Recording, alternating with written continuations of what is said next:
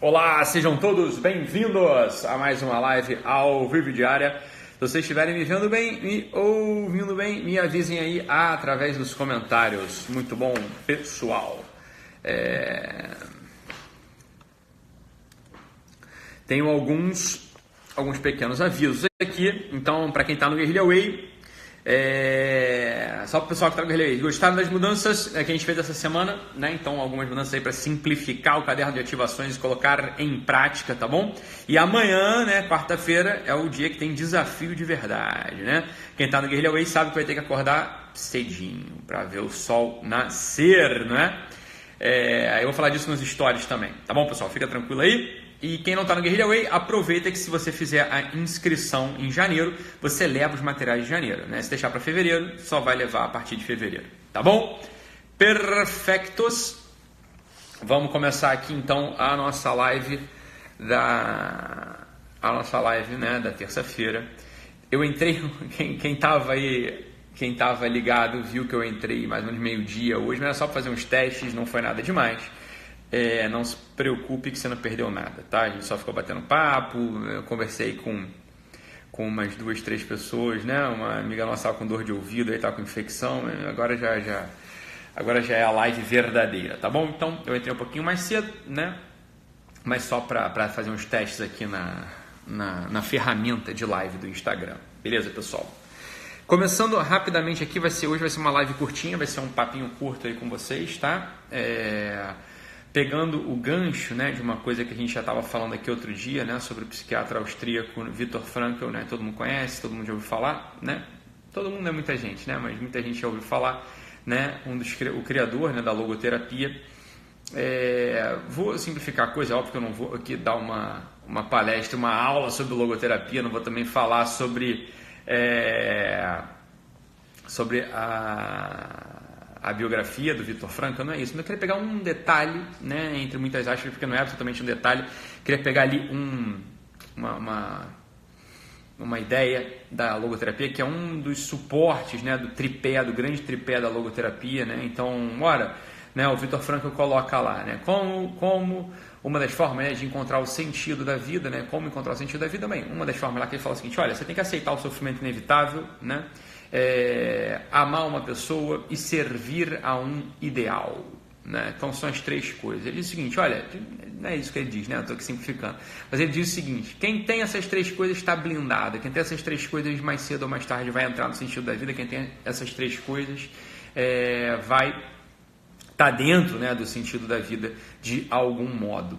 E o que eu queria falar hoje, rapidamente, com vocês, era justamente sobre o segundo ponto dessa tríade, né, que é o ponto do amor a uma pessoa.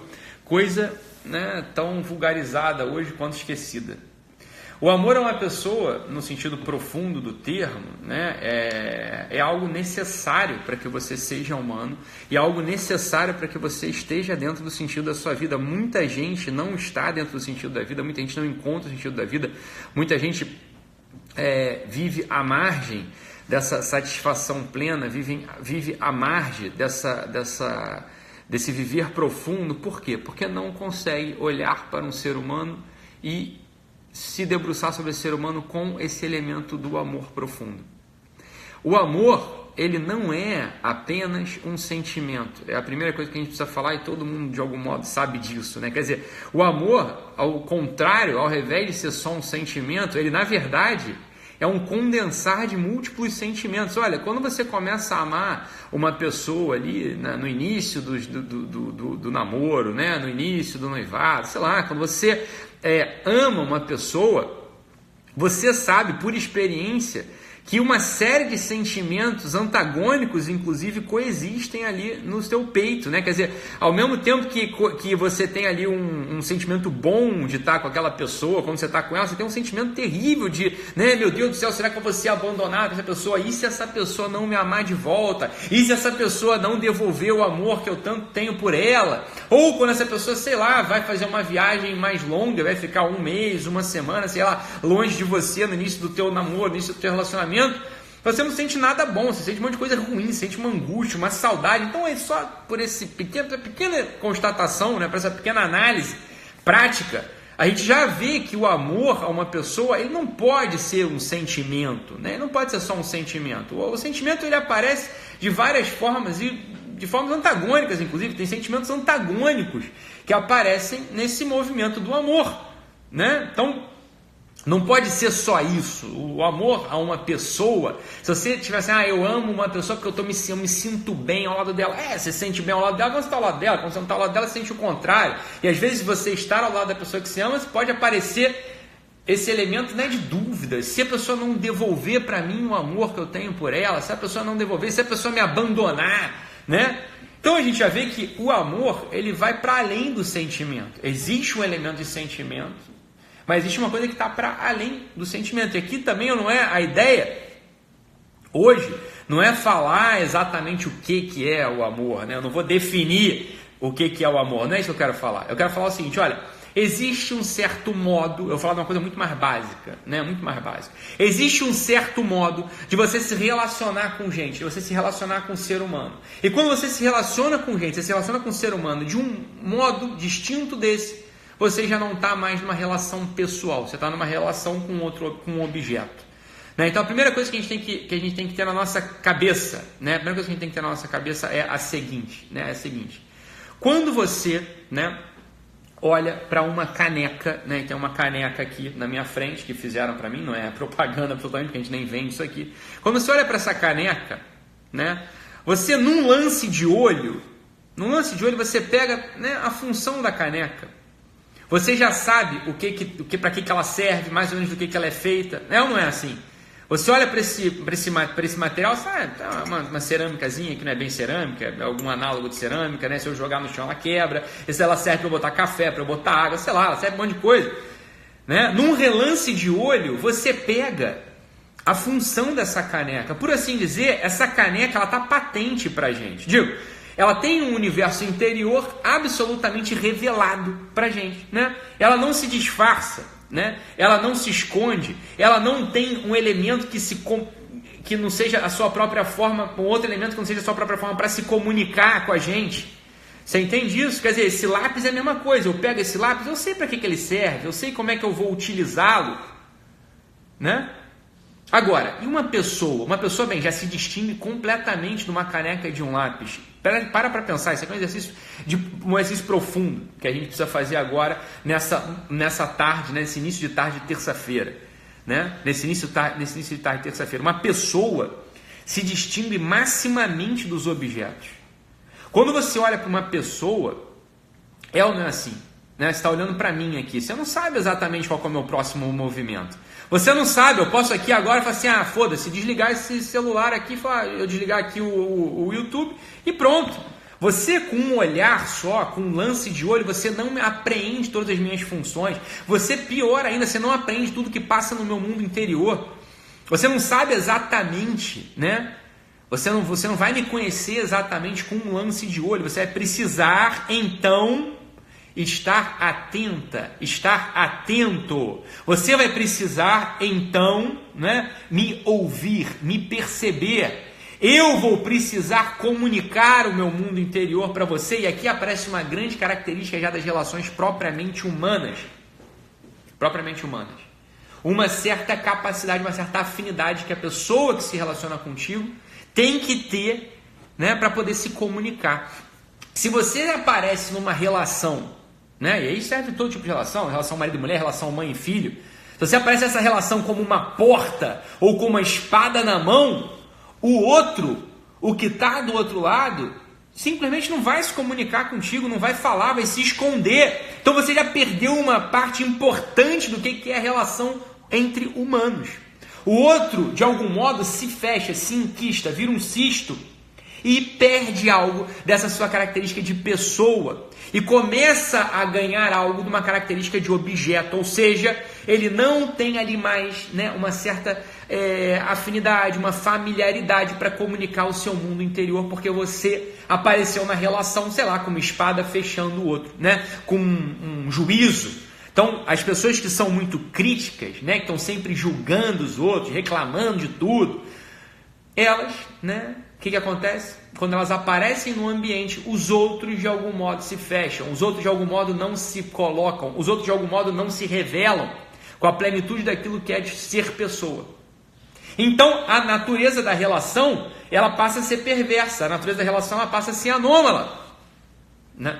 Você aparece no outro, na vida do outro, não tirando dele, não para tirar dele o que ele tem de mais pessoal, o que ele tem de mais humano, mas você aparece na vida do outro, lidando com o outro como se ele fosse um objeto, né? Lidando como se fosse um objeto. Como é que você lida com um objeto?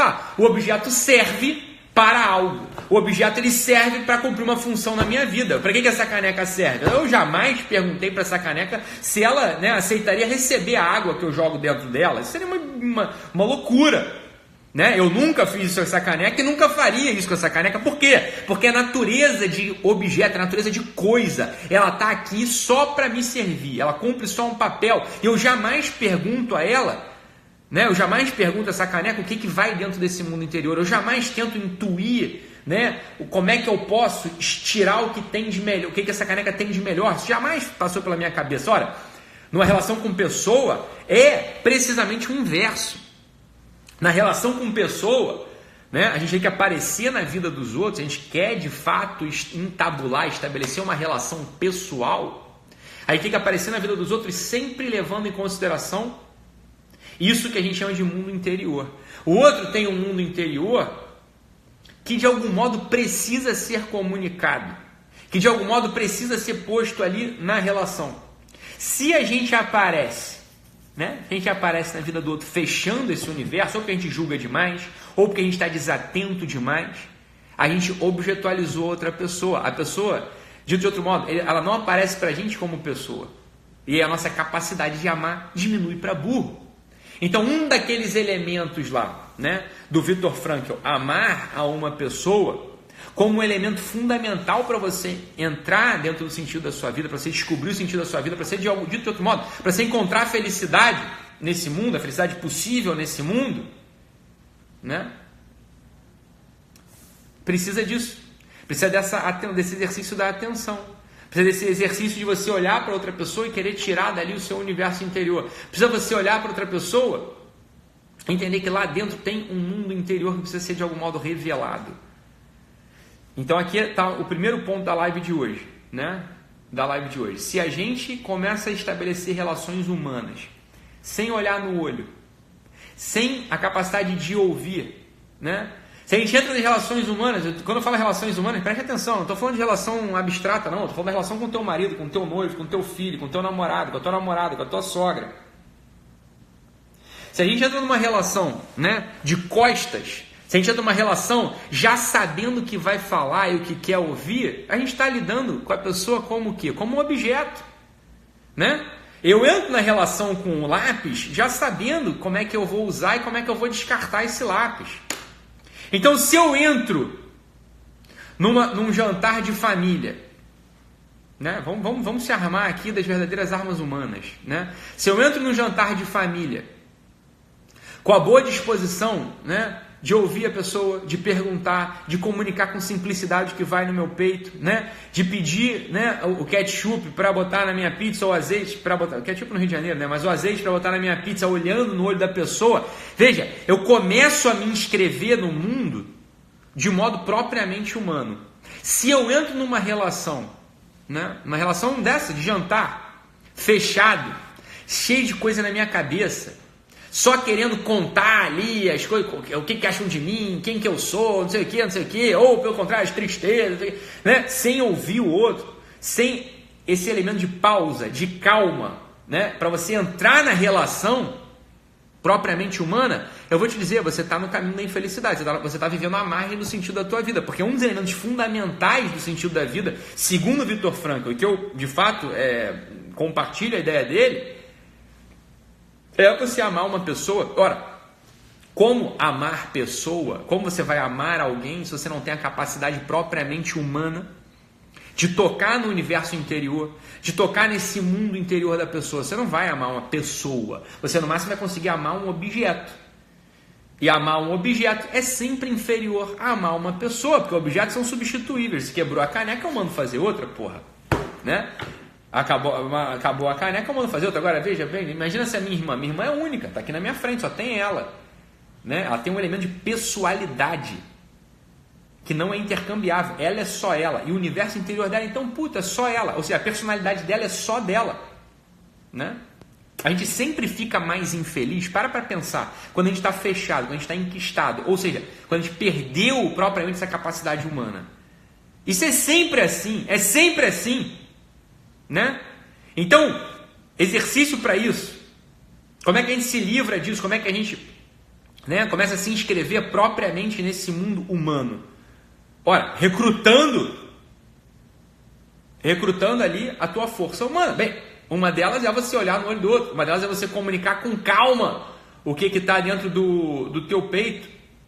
É você ouvir o que a pessoa tem para te contar, você querer revelar, você querer descobrir o que vai por dentro da outra pessoa. Um exercício, né? Se você tem filho, convive com criança, sei lá, né? Você olhar para aquela criança ali, ficar um tempo olhando mesmo para aquela criança e entender a maravilha que é esse revelar da personalidade, a criança descobrindo o mundo, a criança tateando o universo. Eu estava esses dias, né, ali na minha varanda, olhando a piscina e vi uma criancinha mergulhando na beira da piscina e passando por baixo da perna do pai. E depois ela voltava e mergulhava e não passava por baixo da perna do pai. Cara, é uma maravilha isso. Isso é uma maravilha, você olhar e falar, caralho, é uma pessoinha de 6 anos, 7 anos, sei lá, aprendendo uma função, a função da natação, e a relação de confiança que ela estabelece com o pai, sei lá, está passando por baixo da perna do pai, né, sem maiores preocupações. Quer dizer, a perda desse olhar poético diante da realidade, a perda desse olhar profundo diante da realidade, é uma das grandes explicações para a infelicidade generalizada do nosso tempo. É uma das grandes explicações para essa ansiedade generalizada, para a depressão generalizada no nosso tempo, né? Olhar, né, a vida humana de desconhecidos é muito importante. Eu estava ali, eu não conheço aquela criancinha, eu nem sei quem é aquela criancinha, mas eu estava vendo um ser humano se relacionando com outro ser humano, eu estava buscando isso enquanto um ser humano também. Eu estava olhando com um olhar de gente, né? Que é um olhar não distraído. Eu podia estar ali na minha varanda, sei lá, né, ouvindo um batuque, tudo bem também, você pode ouvir batuque, mas veja, se a gente esquece, né, se a gente esquece essa função possível da alma humana, que é olhar, né, por um tempo para um outro ser humano, né, e se impactar com aquela força, com aquela energia da vida, a gente perde essa capacidade de amar. A gente nem sabe o que é a capacidade de amar, no final das contas. A gente perde essa capacidade de ser humano, né? Então, olha, a partir de hoje, vamos tentar, né? Eu sei que é difícil. Por que é difícil? Porque toda hora a gente é convocado a lidar apenas com objetos. Veja, a própria relação humana, ela é objetualizada de certa forma. Se eu estaciono meu carro ali na rua, né, e chega o flanelinha me cobrando R$2, tipo, veja, eu estabeleço com ele uma função, uma relação muito funcional, não é uma relação propriamente humana. Ele vai guardar meu carro, mas, bem, se eu botasse o meu carro dentro de uma caixa, estaria guardado também, você está entendendo? Não é propriamente humana essa relação, mas que triste isso. Mas que tristeza, porque passou um ser humano na minha frente e eu deixei escapar ali essa preciosidade da vida humana. Eu tratei aquele flanelinha como uma cancela, né? Eu tratei aquele flanelinha como uma caixa, eu tratei aquele flanelinha ali de modo qualquer, como eu trato um objeto qualquer. Porra, que tristeza, você está entendendo? Que tristeza, né? A gente todo dia tem que se sentir de algum modo, tem que se ressentir de algum modo, falar, puta merda, eu estou amputando a maravilha do ser humano, porque eu estou olhando para as pessoas e não estou nem vendo outra pessoa na minha frente, né? Ou seja, o grande drama, a grande catástrofe que são os elevadores, né? O elevador do nosso tempo é uma das grandes catástrofes. A capacidade que eu tenho de entrar no elevador e sequer dirigir meu olho para aquela pessoa que está dentro do elevador também, e às vezes subir 2, 3, 4 andares e nem sequer ser impactado por uma outra pessoa que está do meu lado. Que catástrofe, que tragédia. Você entende isso que eu estou falando? É uma tragédia. E bem, não tem remédio para isso. Você vai fazer o quê também? Né? O que você vai fazer? Vai igual um idiota? Por favor, eu quero ser humano, deixa eu conversar com você. Não tem conversa. Como é que você vai conversar com a pessoa em 5 segundos? Não tem papo mesmo. Você está entendendo? Não tem remédio para isso. É o que é. Você vai entrar no elevador e pronto. Você não fala com a pessoa mesmo. Vai falar o quê? Vai falar né? Do tem, tá chovendo, não tá chovendo. Bem, esse tá chovendo, não tá chovendo que todos nós reclamamos, é uma dos movimentos do coração humano. Fala, pelo amor de Deus, tem um ser humano aqui do meu lado. Nem que eu fale do tempo, é alguma coisa que eu estou falando. Bem, o tempo pelo menos afeta todos nós, né? Nós dois estamos inscritos na chuva que vai aparecer ali fora, ou nesse calor infernal que vai fazer com que a gente sue, né? Vai fazer com que a gente... Bem, falar do tempo, por mais inadequado que seja, é uma demanda desse coração humano. Fala, porra, tem uma pessoa do meu lado, não tem um poste, não tem um cone. Agora, não tem remédio para isso mesmo. A gente está numa comunidade, num tempo, onde a gente é convocado a todo instante a despersonalizar as pessoas. Todos nós, eu, você, todos nós fazemos isso o tempo todo. O tempo todo. Então, já que a gente é exposto a isso e não tem muito remédio, né? O flanelinha aparece ali, o sujeito que está no elevador contigo que você nunca viu. A gente não pode se desensibilizar. Esse é o ponto central. Por mais que na prática, às vezes, seja inadequado você abordar um ser humano... Olha que coisa absurda, né? Você abordar um ser humano como outro ser humano, às vezes é inadequado. Como é que você vai fazer isso no elevador rapidinho, 3 segundos, 4 segundos ali, do primeiro para o segundo andar? Você não tem muito o que fazer. Bem, a gente não pode se desensibilizar. A gente tem que saber, em primeiro lugar, que isso é inadequado. Né? Se você é um sujeito, por exemplo, que tem vida espiritual, uma forma muito adequada é rezar por aquela pessoa que está do teu lado. Né? Ora por ela rapidinho. Bem, eu não posso, na concretude da relação, né? Assim, na prática, eu não posso falar com ela, mas eu posso abordá-lo como um ser humano, né? De algum modo, se eu oro pela pessoa, se eu rezo pela pessoa, se eu toco a transcendência da outra pessoa através da prece, bem, eu nunca faço isso com a minha caneca. Imagina que coisa extraordinária seria se eu rezasse, se eu fizesse uma prece, se eu orasse por essa caneca. Não, jamais faz isso por objetos, né? É raro a gente fazer isso por objetos, né? Raro, né? A pessoa aqui, comentar, um elogio é legal também, é muito bom. Às vezes, essa é uma coisa que eu faço, às vezes eu faço isso, às vezes eu olho para a pessoa e falo, porra, chapéu bonito, né? Que óculos bonito. Né? Você fala, é uma coisa, bem, o fato de ela estar usando aquele óculos significa que ela escolheu, então você valorizou um elemento humano daquela pessoa, você entende? A gente não pode se desensibilizar, cada um aqui vai ter que descobrir o seu caminho. O que eu estou falando é, não podemos nos desensibilizar, veja. Colégio, por exemplo, né? A estrutura de colégio é uma coisa assim, é uma das grandes fontes de sensibilização. Ora, você tem uma criança de 11 anos sentado ao lado de outro ser humano de 11 anos, um professor passando um conteúdo absolutamente desinteressante para a criança no quadro, né? Estou aqui deduzindo a fórmula de Bhaskara, sei lá, ou pior, se fosse dedução ainda seria interessante. Não, estou só expondo a fórmula de Bhaskara. E aí quando a criança vai conversar com outro ser humano, o que de fato é atraente, fala, porra, tem um universo interior do amigo ali ao lado dele. Temos um amigo do nosso lado, uma pessoa que eu convivo, né? Uma pessoa que tem seus dramas, seus desejos, né? Tem sua graça, tem sua comédia.